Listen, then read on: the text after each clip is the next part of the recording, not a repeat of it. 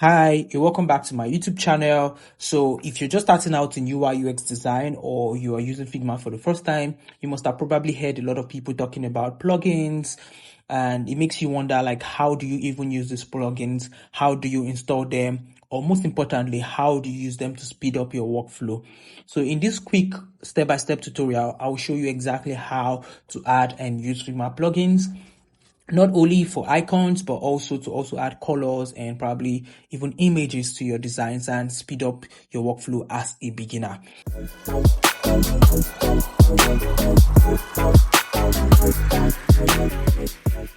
Hi everyone, so in this video we're going to talk about plugins.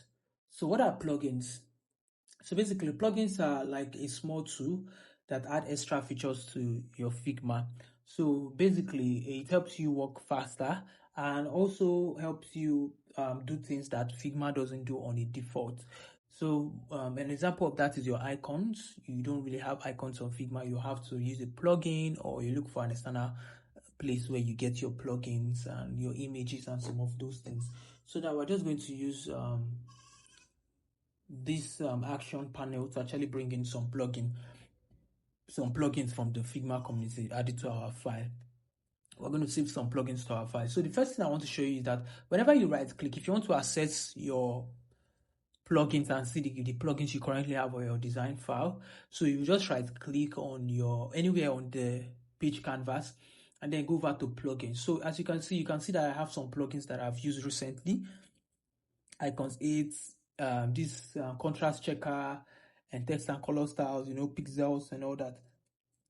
So now I'll then go over to manage plugin to be able to add like a new plugin. So if I want to add a new plugin, the first plugin that we're going to add to our design file is the huge icons. I like this icon library a lot.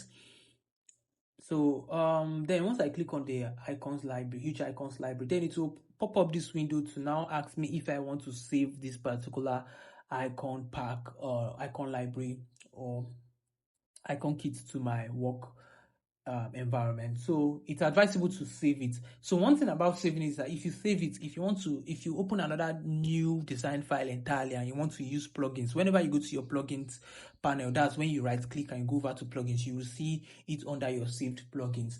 So I'm just going to save this because I want to always come back to this. So you see it has actually showed as one of my plugins. So if I go over here now and go over to saved plugins, obviously now you can see the huge icons library under saved plugin. So the next plugin that we're now going to add, let me go back to actions and plugins and widgets. So the next plugins that we're going to add is content reels.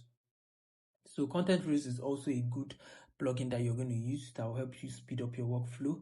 So I'm going to click on this, and just like the way we did before, we're just going to save it. We're not going to run it. You can run it too, or you can just select it and run it, but we're not going to do that right now. Let's quickly add the last one. So the last one is foundation color generator. So the foundation color generator, we can also click on this and now save this. So as I've saved this now, I can decide to now click on this foundation color generator.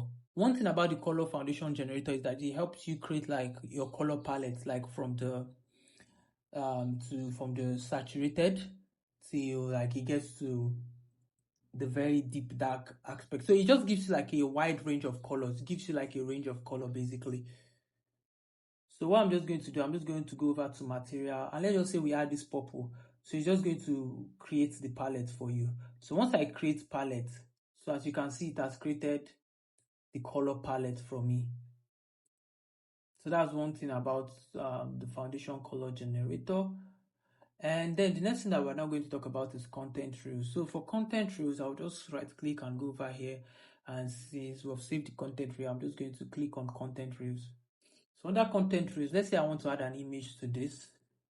So content reels is a very good plugin actually, because you can just, let's say for example, you have like different places you want to add text to. You can just select those particular places you want to add text and just use content reels to just fill it with random details.